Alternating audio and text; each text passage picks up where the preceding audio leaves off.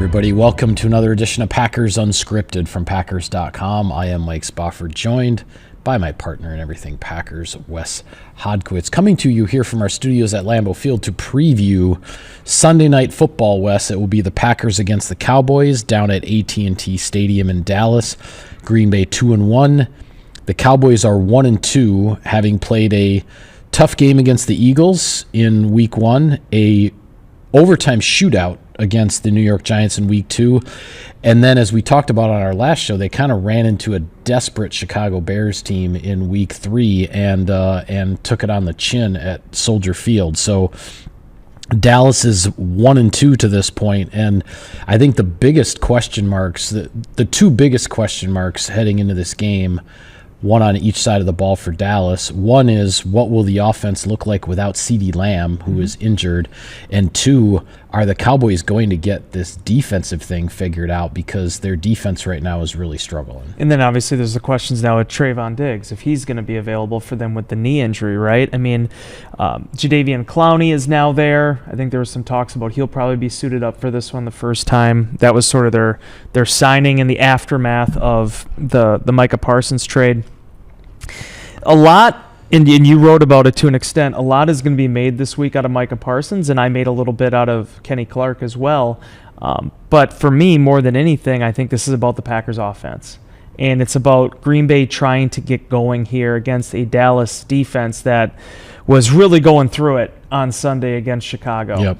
Right now, 32nd in the NFL, dead last in passing defense. They're struggling to rush the quarterback, pressure the quarterback in the post-Micah Parsons era. Kenny Clark, to his credit, has 9 pressures right now, which is tied for 11th in the NFL, but that's their leading guy. He also, that one sack that Kenny got in the opener, is also their team lead right now. So for the Packers, coming off of that performance against a very difficult, very tenacious Cleveland Browns defense, a response is needed. And if there was ever a get-back game on paper, this is set up like that for Green Bay. Yeah, I mean, I agree with you that this game is going to be all about Green Bay's offense, because the numbers jump out at you. I mean, the Cowboys only have 4 sacks as a team defensively through 3 games. They just have 1 interception. The opposing quarterback rating is 125.3. That's what they are allowing to opposing quarterbacks. Those quarterbacks being Jalen Hurts, Russell Wilson, who has since been benched, and Caleb Williams of the Bears. Yeah. So we're hearing, of course, lots of talk in Green Bay about, okay, how do you get the running game going with Josh Jacobs and you know, the struggles there. This game is going to be about Green Bay's passing offense, because it's going to be the passing offense that is going to open things up for Josh Jacobs. The Cowboys have been vulnerable to the pass, particularly to the big play. They've given up a lot of explosive plays defensively. I expect the Packers to come into this game in full attack, aggressive mode offensively, and they are going to make the Cowboys stop the big play. I think Matt LaFleur is going to go after him. Well, and you and I answered a lot of questions this week about Jordan Love and the Packers offense, but one of the statistics that still is out there for Green Bay, and it's a Pro Football Focus stat, but when it comes to big play throws, nobody's made more of them this season than Jordan Love. The Packers had a ton of explosive plays in those first two games. Maybe didn't score as much as the Packers would have liked, but effectively were able to move the football. Last week, in addition to not scoring, they really struggled to move the football. The running game, for Josh Jacobs to be held to 30 yards on 16 carries, that is so not really even indicative of the type of running back he is, or how productive Green Bay has been on the ground. Maybe they haven't always had those big explosive plays, but they've found ways to push the pile 3-4 yards, even when necessarily the yards weren't there. That didn't happen against Cleveland. Right. And one of the things I had so much respect for the Browns about that I didn't understand until I watched them is, when you hear single high, it's like, okay, this is a feast or famine type defense. No, they are just that good and that fast at getting pressure on the quarterback that they can play those games in the secondary. Dallas is not that defense, especially in this current construct without Micah Parsons there. As much as Parsons has added to Green Bay's scheme, it took something big away from Dallas's, because that's honestly, in all due respect to Brian Schottenheimer and everybody there, they planned the entire offseason eventually to have Micah Parsons out there, and they don't have him right now. So this is a tough spot for them to be in as well. But for the Packers standpoint, again, you and I will do these previews and we'll talk about the opponent, but for me, out of all these games we've covered so far, this one really is about Green Bay and what the Packers have to do here that they didn't accomplish in Cleveland. Yeah, and it's a bounce back game for Green Bay's offensive line, and from a health standpoint, Zach Tom was not at practice on Wednesday, Aaron Banks not at practice on Wednesday.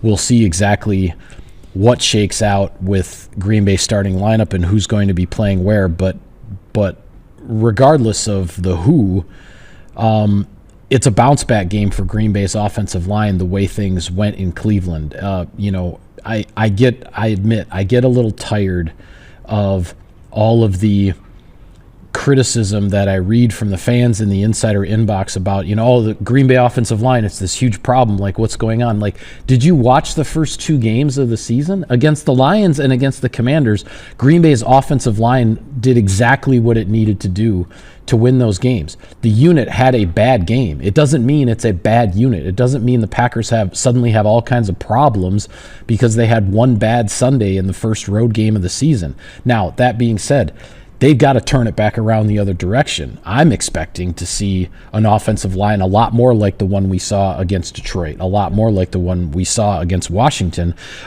Even if a starter or two, there were 2 starters, those 2 starters were missing against Washington. The Packers offensive line didn't miss a beat there, and that was no slouch of a Commander's defense. So, Sorry, I was just going to add, Elton Jenkins talked at his locker on Wednesday, and in addition to the fact that he has a very big assignment coming up against Kenny Clark, no doubt. Years of those 2 guys practicing against each other, particularly in training camp, right, when they're really going good on good, and you're trying to kind of hone in yourself and sharpen the iron there. But he also mentioned afterwards, talking to the Packers offensive line, Elton Jenkins is the first one to step up. In addition to his group media interview and then also talking with Jason Wilde afterwards, Elton wasn't happy with how he performed, and he wasn't happy with how the offensive line performed. He went to those guys afterwards, after the game, and told them, you guys all got to go home and look in the mirror and be critical of yourself and what we put on tape today. Because as you often talk about, when you do that, when that type of stuff happens, teams learn how to attack you. Right. It's about how Green Bay now as a whole bounces back. Now, the one thing those guys won't do, they won't make excuses. That was a very disadvantageous position that the Packers offensive line got put into. You are facing arguably the best pass rusher in the National Football League. You're thinking Zach Tom might be able to get through this thing, and you lose him after 1 play. Yeah. Tom, we'll see what happens with the oblique. It sounds like he didn't re-aggravate it, which is positive. But again, there's this game, there's the bye, trying to get him right. Aaron Banks, the groin injury, we'll see what happens there. So those are 2 big holes that the Green Bay Packers have to fill. But at the very least, assuming neither of those guys go and went Thursday's practice or Friday's practice, the Packers will have an opportunity to kind of figure out what their best 5 is and proceed with that now into this game. Yeah, and on the other side of the ball, despite the Cowboys' 1-2 record, you can't look past the fact that Dak Prescott's completing 71.4% of his passes. He's thrown for 800 yards in 3 games, which is no small feat. But as I mentioned at the top, CeeDee Lamb, the number 1 wide receiver and Prescott's favorite target, is out, and the Cowboys also will be missing one of their starting guards in Tyler Booker, who also is on the shelf for a couple weeks. One of the things that jumped out at me looking at Dallas's offensive statistics is tight end Jake Ferguson. He's back. He's got 27 catches in 3 games. Now, he's not going to necessarily continue that, but he's on pace for 150 catches over the course of the season. He's catching 9 passes per game on average, and he could be a guy that Prescott looks for even more if that's possible with CeeDee Lamb not available. So that's something that the Packers need to keep an eye on, and the Cowboys have a new running back as well. They got Javonte, if I'm saying Javonte Williams. Yep. Javonte From Williams. Denver. Now, refresh this old guy's memory. He was with Denver. Second round pick. Right? Second round draft pick. 2021. With the Denver Broncos. So he's their new bell cow running back, and he's a guy who's been there and done that in this league, even though he's still pretty young, and certainly with seeing as well as the Packers have played against the run, seeing those couple of explosive runs that Quinshon Judkins, ripped off against the Packers in the second half in Cleveland, the Cowboys may be looking to do something there. So for all the talk about what this means with Green Bay's offense against Dallas's defense and everything, I don't want to overlook the other side of things, because even without CeeDee Lamb, Dak Prescott is still a guy who a lot of times finds a way. Yeah, and first and foremost, I mean, Javonte Williams, I would say, is actually one of the best free agent signings we've seen so far. 1 year, $3.5 million. He had some down years there, and he was trying to get things right again. Dallas, one of the hallmarks, man, we talk about the Packers' ability to develop offensive linemen. Dallas, especially with the way that they build their offensive line, they've had a lot of success with plug-and-play guys. This has gone back for a decade now. I think of Darren McFadden going down there. Obviously, DeMarco Murray having the run that he did. Ezekiel Elliott, without a doubt, was a Pro Bowler in his time. But for Williams to go there and be this productive, one thing they really struggled with last year, they did not have a running game at all during Mike McCarthy's last year. Right. And that really affected them once Dak Prescott was gone. They needed to get that right. They felt like they could get that right. And this was sort of a mid-level market signing, and it's worked out for him so well. Already has 3 touchdown runs as well this season. Jake Ferguson is fascinating because he has 27 catches for 6.8 yards per catch. But that being said, he's already at his 40% threshold for where he was at last year in receptions. I think he had 54 or something like that last year. Pretty darn near close to half of it already. So Packers will have to find a way to neutralize him, and George Pickens is the new weapon. So even if CeeDee Lamb isn't out there, and he is a handful, he's one of the very best in this game, Dak Prescott still has guys to work around. And now that Prescott's back, he's put the hamstring injury behind him. The yards per play and the explosive plays haven't been there so far for Dallas. When you look at his yards per passing play, I think it's in the 6-8 range. Then you go over to their opponents, which is almost like 9.8 yards per play. So defensively, they're gashing a lot, but offensively, they've been really pretty efficient so far. 4th in the league right now in total yards, but they've also had some turnovers too that have hurt them. Yeah.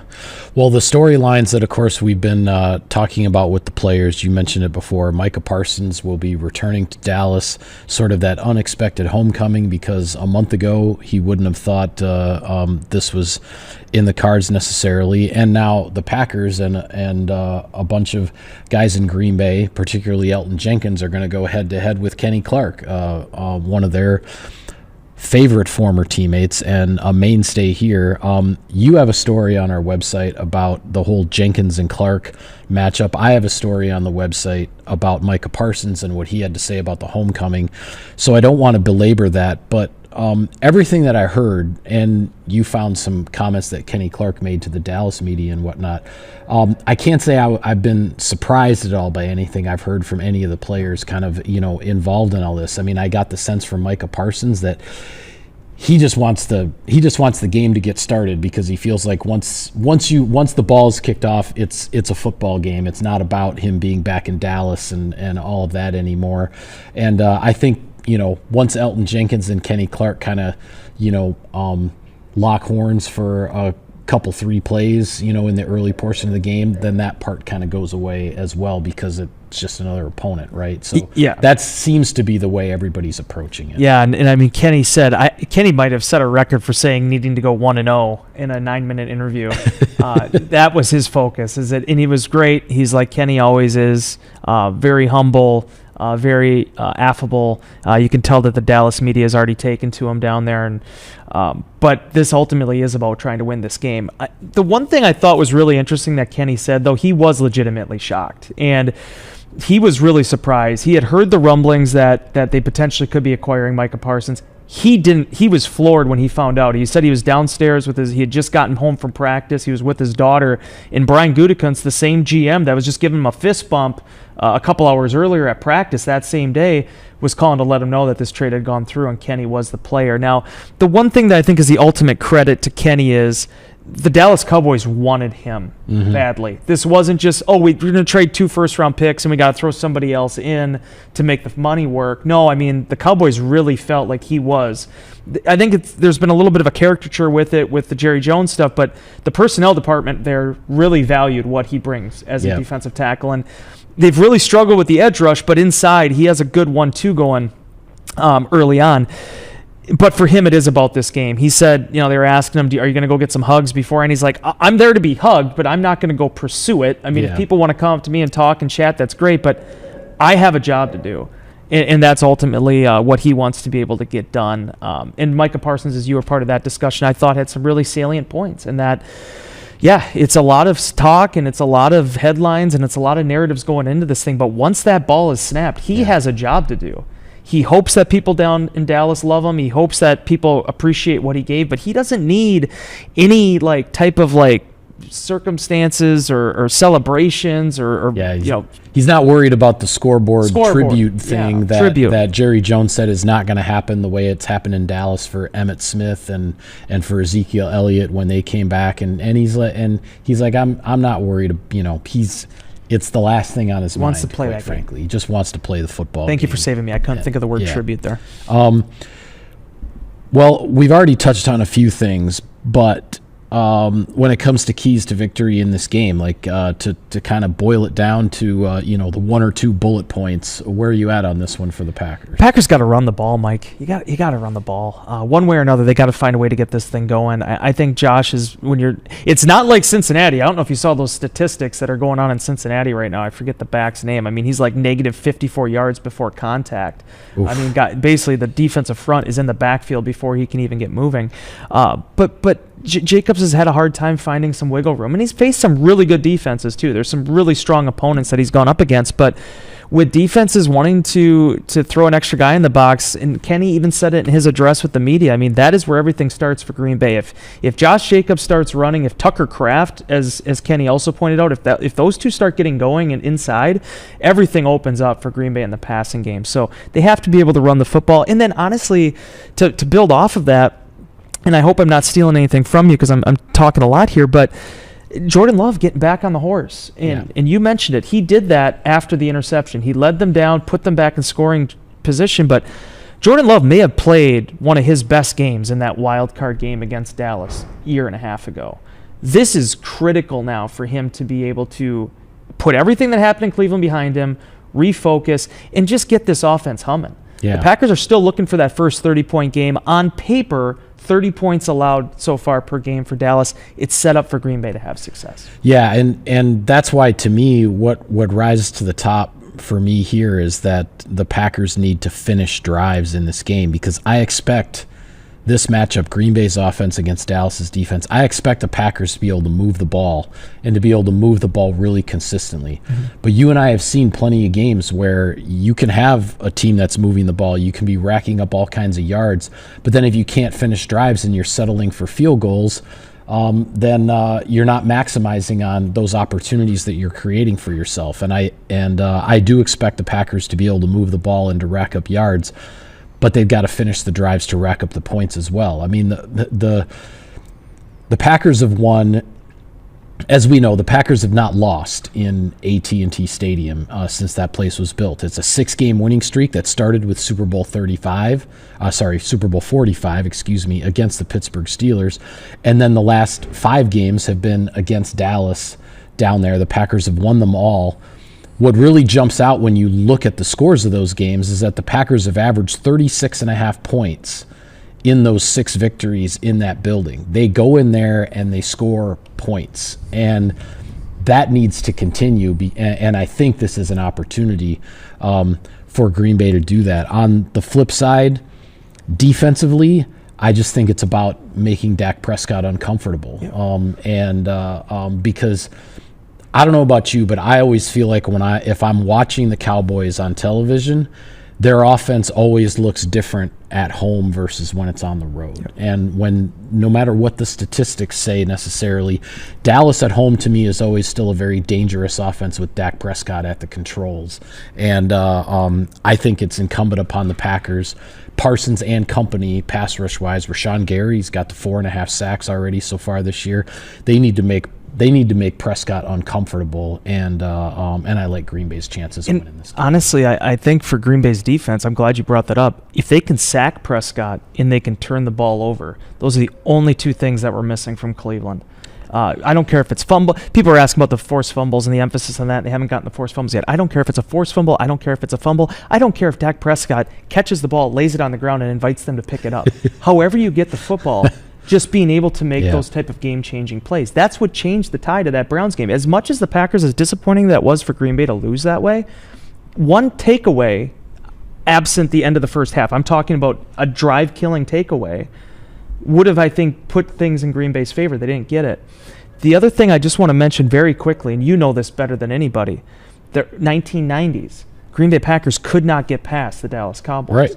That table has flipped. Yeah. However Packer fans thought of the Seattle Seahawks in the early 2010s, the San Francisco 49ers now, some of these teams that have stood in the way at Green Bay, the Packers have been that force for the Dallas Cowboys. A lot of people laughed about that show they did on Netflix where Jerry Jones is talking about how devastating that loss was last year when they were, or 2 years ago, when they were the number 1 seed or number 2 seed in the NFC. The first 2-7 game.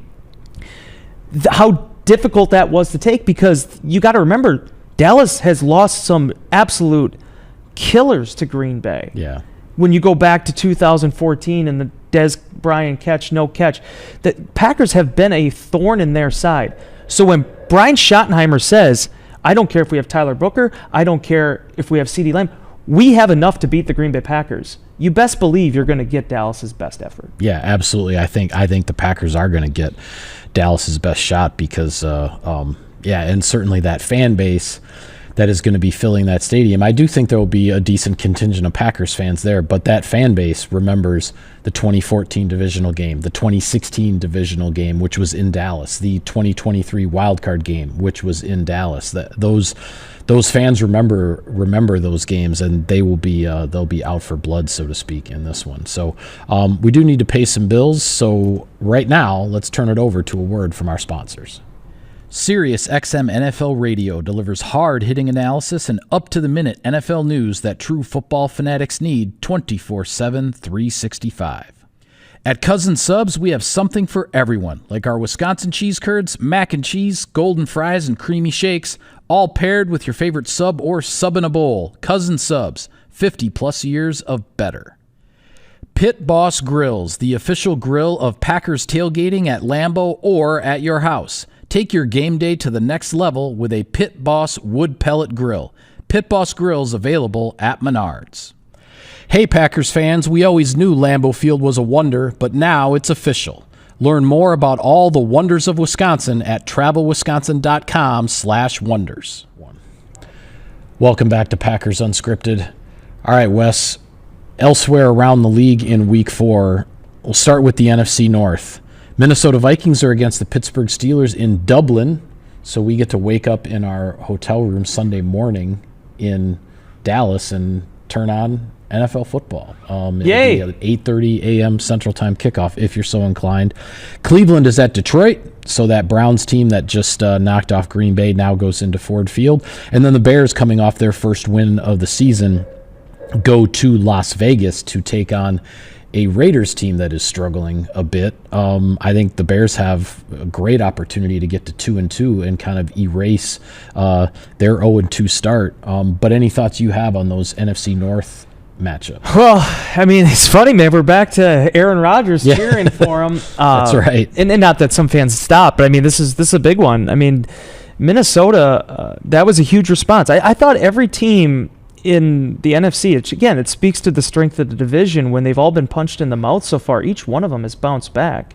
I already made my point known on Tuesday's show about Chicago and how I felt like they played against Dallas, and that was the right response. Yep. I mean, the Vikings to lose Aaron Jones and J.J. McCarthy and then look that good in that game, and Carson Wentz, and I mean, probably the best, videos, memes, highlights, those old clips of him in the stadium at the Metrodome with the Vikings jersey on, as a North Dakota kid being over there and going to those games. Now he's the quarterback. I mean, that's what the NFL is all about. But that being said, Pittsburgh and that defense that has been built to win a championship this year has to come through. So that'll be a fun one to watch.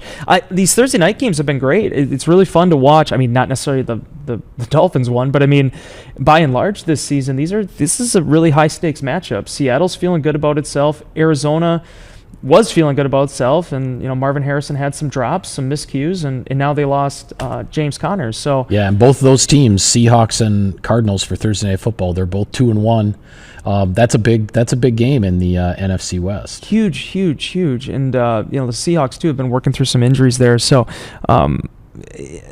this is a really good slate of games. I mean, you're going to talk about the whole thing here, but I mean, there's a couple mismatches again. Buffalo gets matched up against New Orleans, and 3-0-3. Yeah. But then, I mean, Philly and Tampa. I mean, like Jacksonville has impressed some people. They get to face the 49ers, the Colts, and the Rams. I mean, I don't want to take your wind. Those were a couple of the ones that I was going to mention. You've got Philadelphia going up against Tampa Bay here, 2 3-0 teams in the NFC. That one is down in Tampa. I think a sneaky, interesting game is Indianapolis at the Rams. The Rams' only loss was blowing the big lead against Philadelphia, and Indianapolis is kind of the surprise of the league, I would say right now, off to that 3-0 start. And then speaking of surprises, I don't think at the beginning of the season either one of us would have said, "Oh, Baltimore against Kansas City in Week 4," and both teams are 1-2. Yep. So barring some sort of crazy overtime tie, I mean, either the Ravens or the Chiefs is going to be 1-3 1 month into the season. That's certainly something. Or they'll both be 1-2-1. Yeah. Sorry, I always got to be that guy. I know. But that's not a scenario anyone necessarily envisioned. Now that being said, I think both the Ravens and the Chiefs have played a tough schedule. Yeah. They've had their opponents kind of. Yeah, the Chiefs did what they needed to do last week. But the first two were tough. Yeah, absolutely. So it's a really interesting slate of games. I want to get your thoughts as far as Philly going down to Tampa Bay. One of these teams theoretically will be 4-0. The other one is going to drop to 3-1. Which one do you think stays undefeated? Yeah, I think Eagles run through them. Yeah. To be honest with you. Okay. I have a ton of respect for what Todd Bowles has built there. There's a lot of people that thought he was just going to be that. We've seen this so many times where you have the heir apparent and then it just doesn't work out. When they succeed him, I think Bowles has done a good job of taking what Bruce Arians built and has made it his own now, and showed that he did deserve that opportunity to be a head coach again in this league. But I just think Philly is so formidable right now, and they can beat you in so many different ways. And it's a road game, but and it's a bad time for Tampa Bay to lose Mike Evans to a hamstring injury too. I would have leaned toward Philadelphia in this matchup of early unbeatens anyway, but then hearing that Evans is now out and the Buccaneers don't have Chris Godwin. They still don't have all their other weapons back, and now you lose a guy like Evans.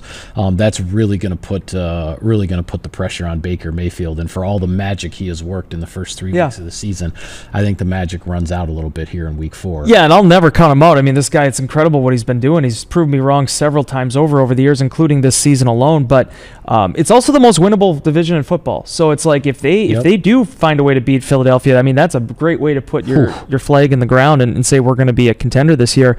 I just want to also, a couple other things I want to mention. Absolutely hate, I'm using the word hate here, the idea of starting Jackson Dart this week. They're going to make that switch with the Giants. He's taken over under center. Russell Wilson is going as the backup. Brian Dabble said that's going to be the way they're going to do it the rest of the year. They are at home, but they're going against the 3-0 LA Chargers team. Next week they play the Saints. If it was me, I think I would have given Russ one more start here. Yeah. Because this game isn't going to change anything. It's a non-conference opponent, and if the Chargers get after him, that's not great.